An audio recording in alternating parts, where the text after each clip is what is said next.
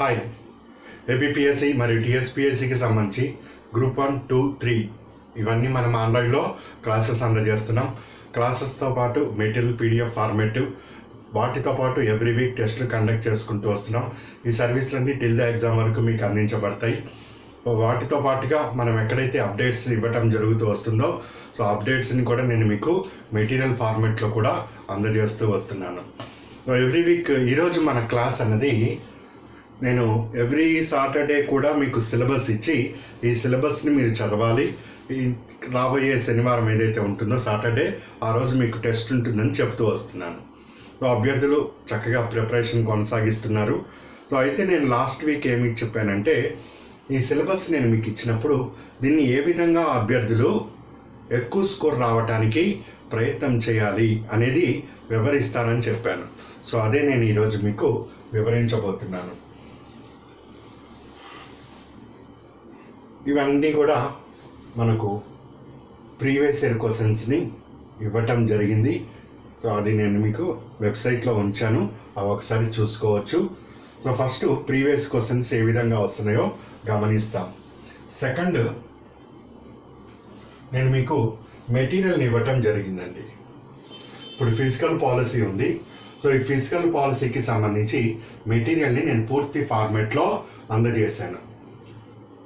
Second point, and దీనికి సంబంధించి classes కూడా నేను మీకు ఇవ్వటం జరిగింది. అండ్ దీనికి సంబంధించే ఇప్పుడు ప్రజెంట్ ఆర్థిక సర్వేలో ఉండే అంశాలని, బడ్జెట్లో ఉండే అంశాలని కలిపి ప్రజెంట్ చేస్తూ వస్తున్నాను. సో దీన్ని ఒకటి గమనించండి. ఇప్పుడు నేను ఏ విధంగా దీన్ని స్టడీ చేయాలో చెప్తాను. సో నేను ఇచ్చిన మీకు మెటీరియల్ని ప్రతి దాన్ని కూడా ఏది వదలకుండా ఏ విధంగా దీన్ని మీరు స్టడీ చేయాలి, ప్రతి అంశంలో కూడా హైలైట్స్ని ఏ విధంగా తీసుకుంటూ వెళ్ళాలి, అవన్నీ కూడా ఇప్పుడు మనము డిస్కస్ చేద్దామండి.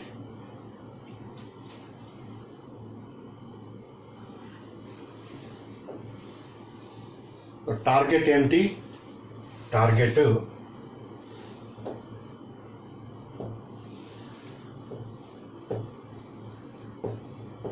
గ్రూప్ 2 జాబ్ సాధించాలి. ఇదే టార్గెట్ టిఎస్ కానీ ఏపీ కానీ, ఏ రాష్ట్రం అయితే ఆ రాష్ట్రం గ్రూప్ 2 జాబ్ సాధించాలి. అందులో కీలకమైంది ఎకానమీ పేపర్.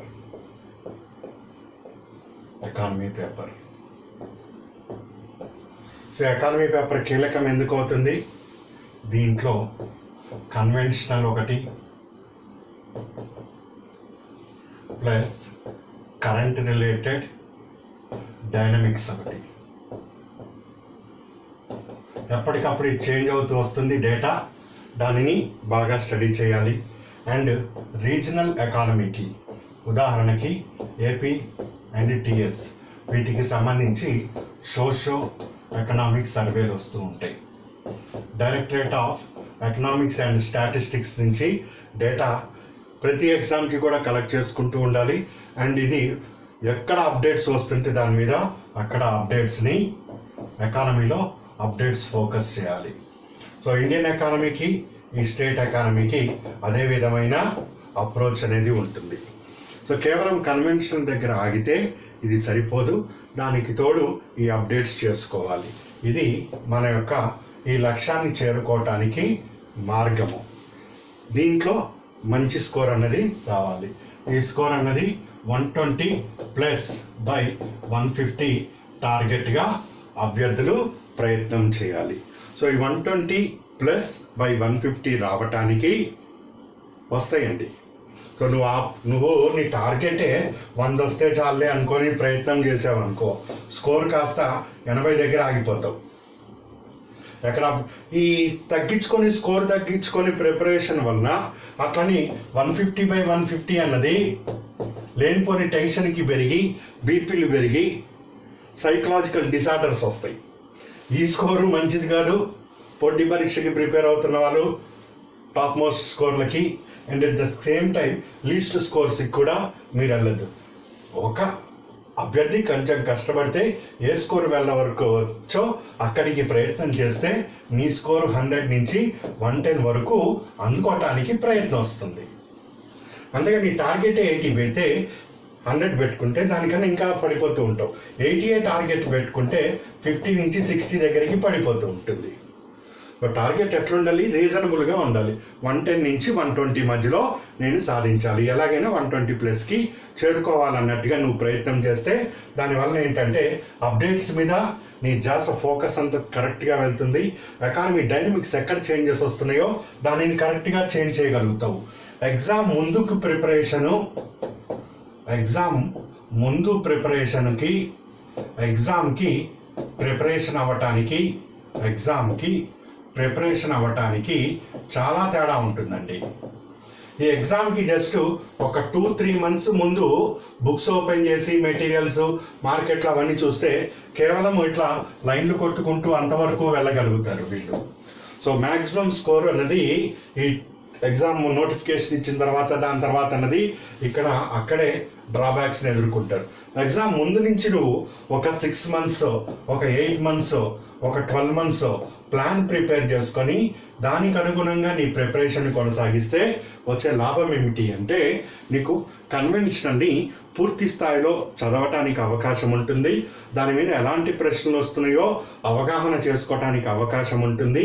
అండ్ దీని రిలేటెడ్గా కరెంట్ రిలేటెడ్ డైనమిక్స్లో ఎక్కడ మార్పులు వస్తున్నాయో తెలుసుకోవటానికి అవకాశం ఉంటుంది. అండ్ ఈసారి ఈ పాయింట్ని ఆధారం చేసుకొని, అంటే కరెంట్ రిలేటెడ్ అంశాలను ఆధారం చేసుకొని కన్వెన్షనల్లో వెళ్తే ఎలాంటి ప్రశ్న రావచ్చు, కరెంట్ మీదనే వస్తే ఎలాంటి ప్రశ్న రావచ్చు, ఇది చాలా చాలా ఇంపార్టెంట్ అభ్యర్థులకి. అభ్యర్థులు అస్సలు మర్చిపోకూడదు.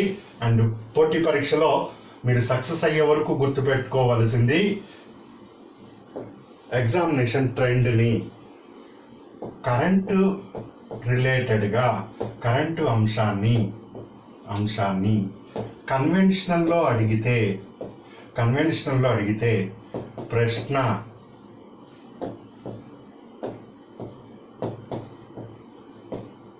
ఎక్కడికి వస్తుంది, అదే కరెంట్ రిలేటెడ్గా డైనమిక్స్లోనే అడిగితే ప్రశ్న ఎక్కడికి వస్తుంది.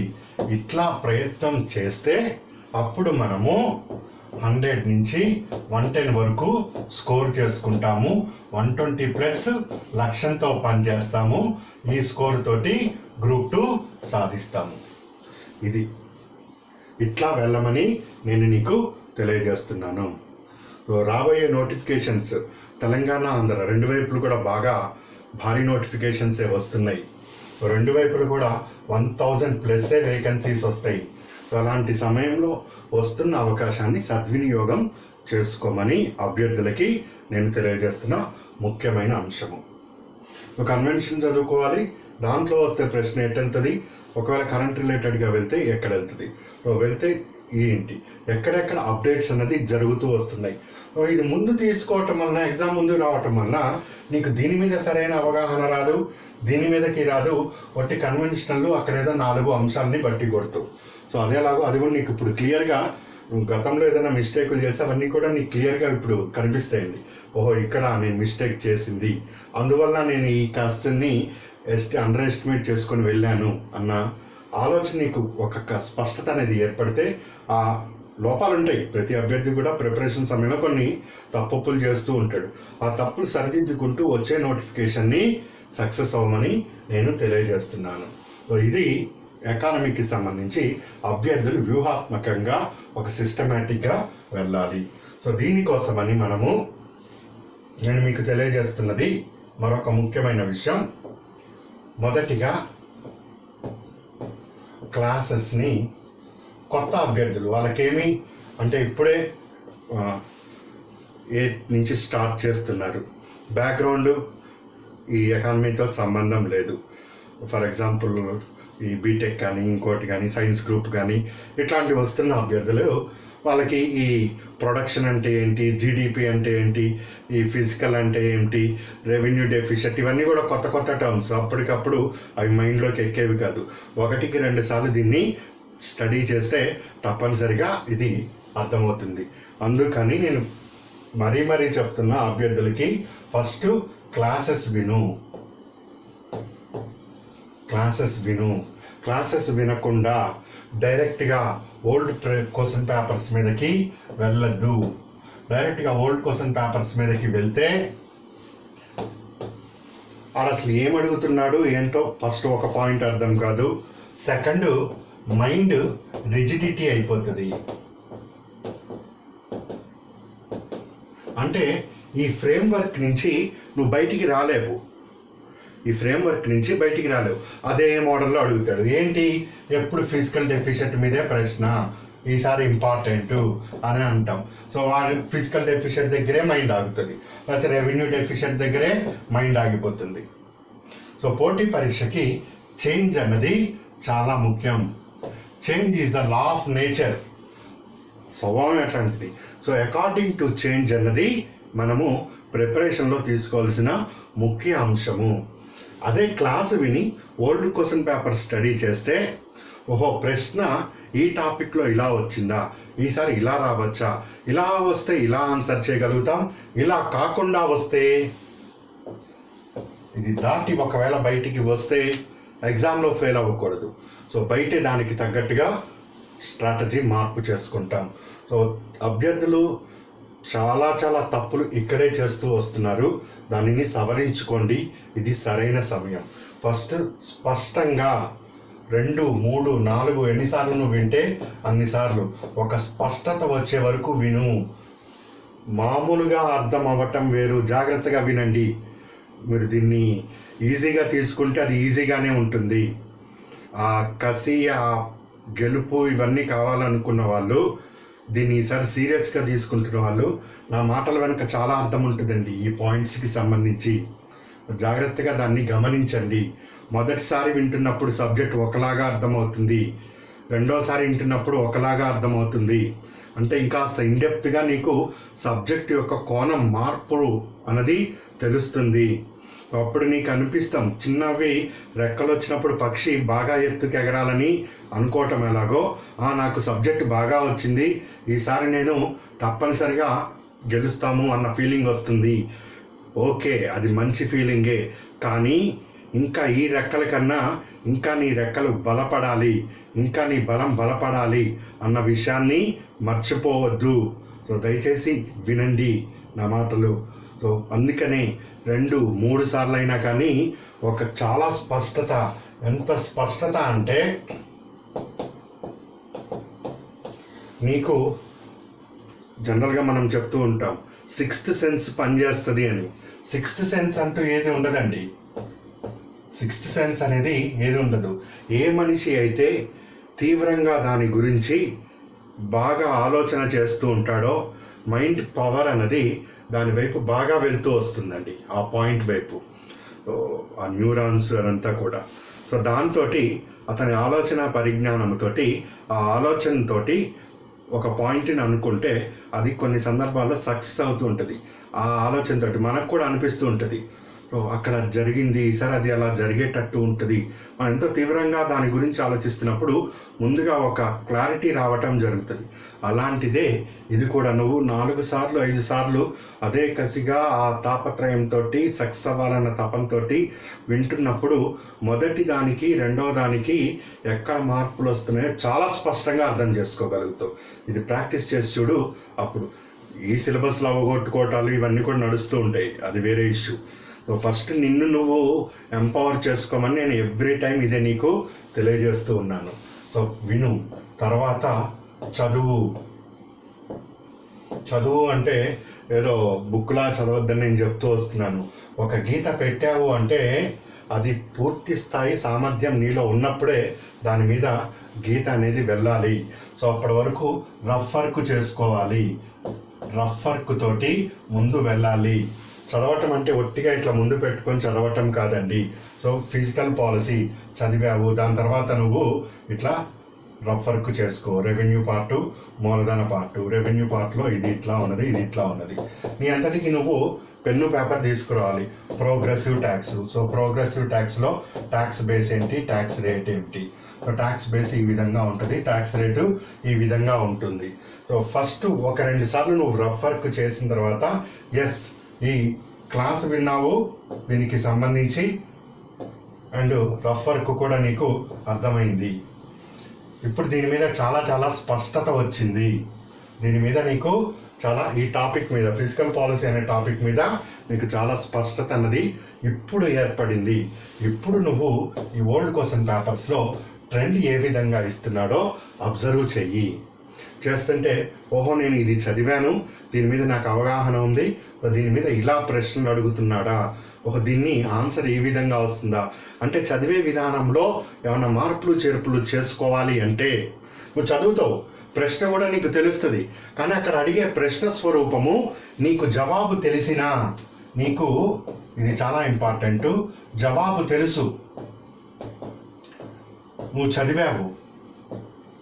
చదివావు కానీ ఆన్సర్ చేయలేకపోతున్నావు.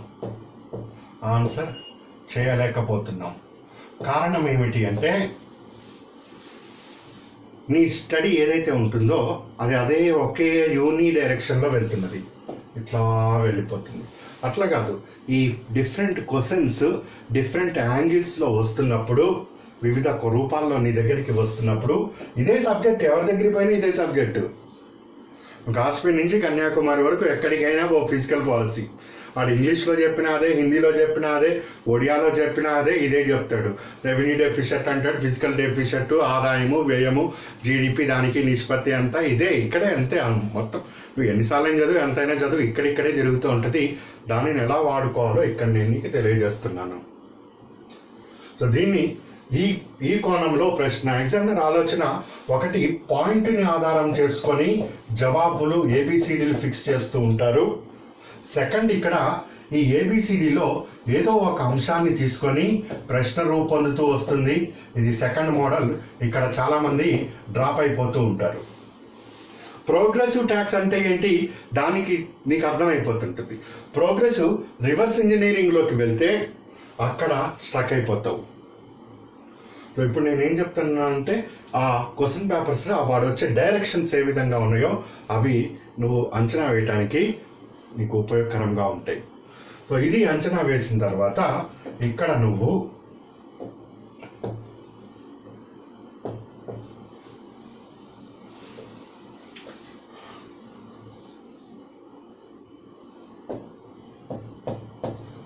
కరెంట్ రిలేటెడ్ అప్డేట్స్ని ఎట్టి పరిస్థితుల్లో మిస్ కావద్దు. సో ఈ కరెంట్ రిలేటెడ్ ఇవన్నీ అయిపోయిన తర్వాత ఇప్పుడు నువ్వు ఏ ప్రశ్న ఇచ్చినా కానీ చేయగలుగుతావు. ఇప్పుడు మళ్ళొకసారి నువ్వు దీనికి వెళ్తే మనం ఇచ్చిన టెస్ట్ ఏవైతే ఉన్నాయో వాటిని నువ్వు ప్రాక్టీస్ చేస్తున్నా ఒక పూర్తి పరిపక్వత అన్నది ఈ టాపిక్ మీద వస్తుంది. ఒకవేళ ఈ టాపిక్లో 10 ప్రశ్నలు ఇస్తే 10 out of 10 కాకపోయినా 8 or 9/10 చేసేటట్టు ఉండాలి. సో అట్లా ఈ ఎకానమీని నువ్వు ప్రిపరేషన్ని కొనసాగించాలండి. సో ఫస్ట్ ఏం చేయాలి, క్లాసులు వినండి. సో దాన్ని బాగా వినండి, తర్వాత బాగా చదువు. నేను మెటీరియల్ ఇచ్చాను, దాన్ని ఇట్లా ఏదైతే లైన్స్ ఉంటున్నాయో అట్లా లైన్ కొట్టుకుంటూ స్టడీ చేసుకుంటూ వెళ్ళు.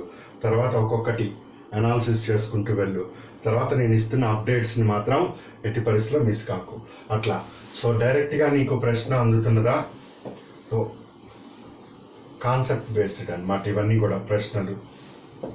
డైరెక్ట్ క్వశ్చన్స్ ఉదాహరణకి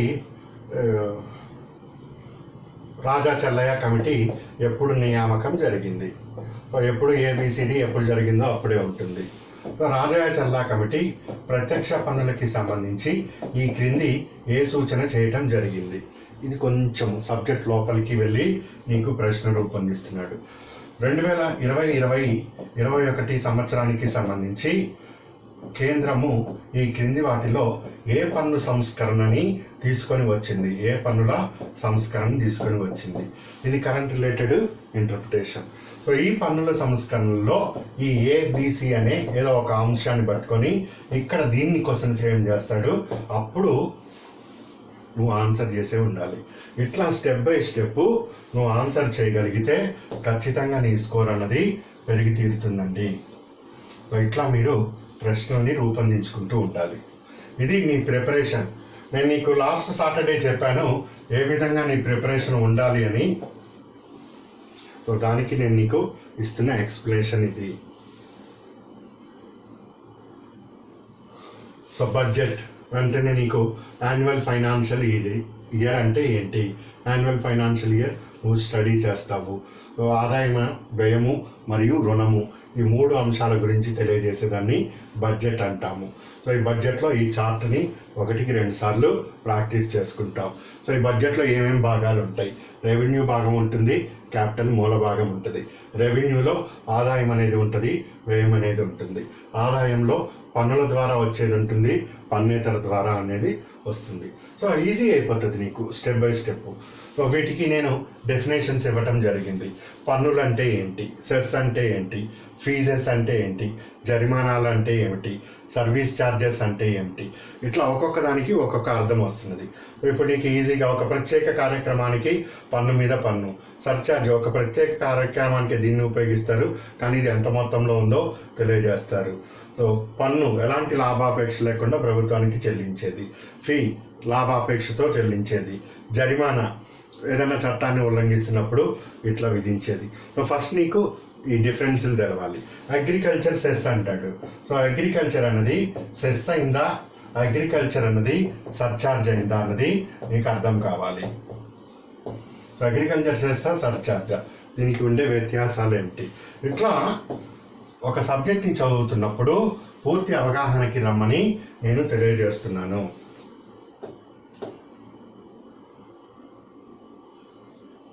ఇప్పుడు చూడండి, చాలా చాలా సింపుల్గా ఉన్నది.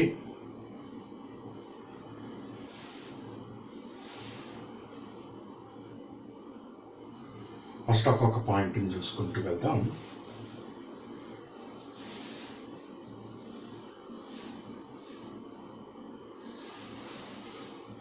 ప్రీవియస్ ఇయర్కి సంబంధించి అన్నీ రాస్తూ కూర్చోవాలంటే చాలా టైం లాగేస్తుంది.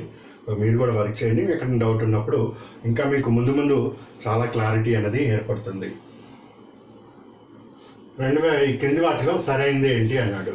2013-14 నాటికి కేంద్ర ప్రభుత్వము మొత్తం పన్నుల ఆదాయంలో ప్రత్యక్ష పన్నులు సగం కంటే ఎక్కువ ఉన్నాయి. అవునా? 2013-14 నాటికి కేంద్ర ప్రభుత్వము మొత్తం పన్ను ఆదాయంలో ప్రత్యక్ష పన్నులు సగము కంటే ఏమన్నాడు? తక్కువ అన్నాడు. నిన్ననే మనము క్లాస్ చెప్పుకున్నాం. ఏమని చెప్పుకున్నాం? ప్రత్యక్ష మరియు పరోక్ష పన్నుల నిష్పత్తి ఎంతని చెప్పాను?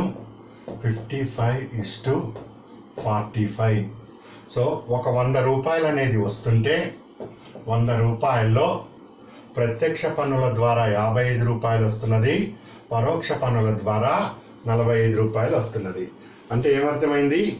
కేంద్ర ప్రభుత్వానికి పన్నుల ద్వారా, ఇప్పుడు చూపించా పన్నుల్లో ప్రత్యక్ష పరోక్ష అని చూపించాను కదా, ప్రత్యక్ష పరోక్ష పన్నుల ద్వారా వస్తున్న ఆదాయంలో ప్రత్యక్ష పన్నుల వాటా అధికంగా ఉంది, పరోక్ష పన్నుల వాటా తక్కువగా ఉంది. సర్వే 2013-14 నాటికి కేంద్ర ప్రభుత్వం మొత్తం పన్నుల ఆదాయంలో ప్రత్యక్ష పన్నులు సగం కంటే తక్కువ. పన్ను ఆదాయంలో ప్రత్యక్ష పన్నుల వాటా సగం కన్నా తక్కువ.